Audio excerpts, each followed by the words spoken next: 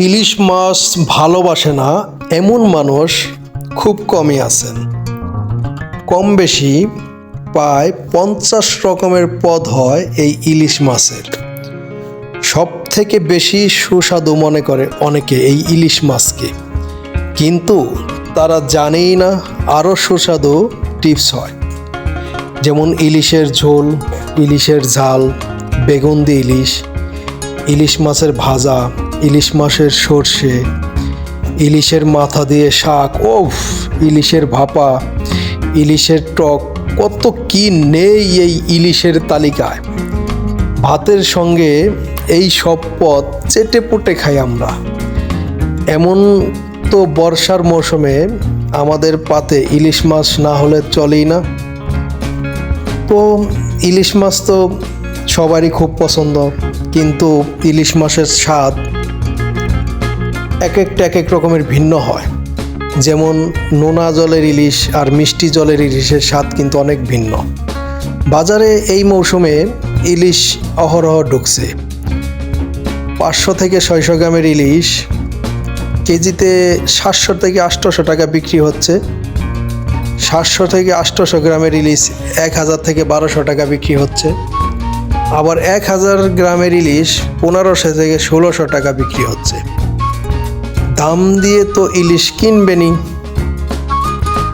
তাই জামাইকে শিখিয়ে দেবেন কোনটা নোনা জল আর কোনটা মিষ্টি জলের ইলিশ, কোনটা পুকুরের ইলিশ, কোনটা চাষি ইলিশ। আজকাল তো পুকুরে ভেরিতে ইলিশ চাষ হচ্ছে। নদীর ইলিশ, মিষ্টি ইলিশ, নোনা জলের ইলিশ, এগুলোর মধ্যে আকাশ পাতাল তফাৎ। তো যাই হোক, যেহেতু বর্ষার মৌসুম চলছে, জামাইকে পটিয়ে পটিয়ে ইলিশ কিনে ফেলুন।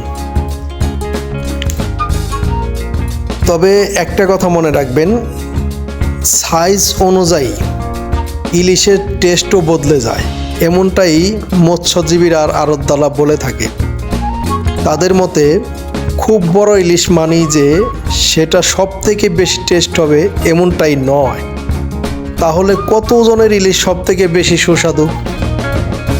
মাছের আড়তদারদের মতে বড় মাছ বা পাকা ইলিশ সুস্বাদু হয়, এ কথা ঠিকই, কিন্তু 1 কেজি বা 1.5 কেজি ওজনের ইলিশ বেশি সুস্বাদু হয়। সব থেকে বেশি সুস্বাদু হয় বর্ষার মাঝামাঝি সময়ের ইলিশ।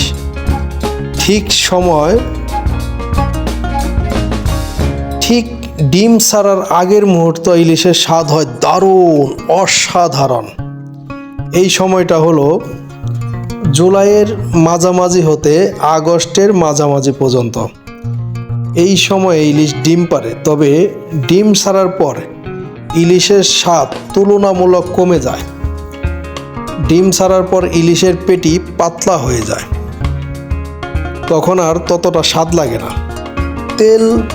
তেলও পাওয়া যায় না এই সময় ইলিশ হতে।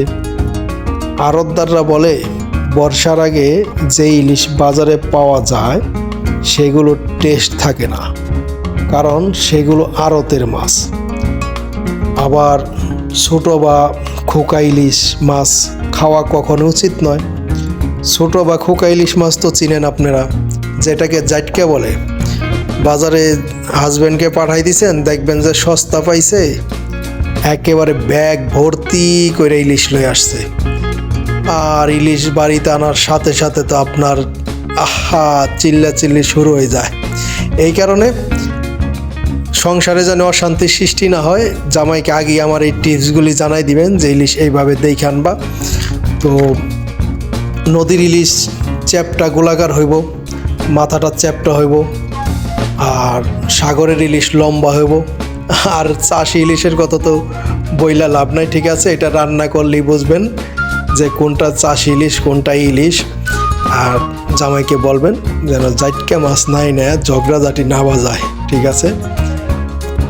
আর একটা টিপস শিখিয়ে দিবেন, সেইটা হলো ইলিশ মাছ কেনার সময় এই যে কানসাটা থাকে ওটা একদম টাটকা থাকতে হবে। ওখানে রক্ত জমাট বাঁধা থাকলে ওটা আসলে টাটকা ইলিশ মানা।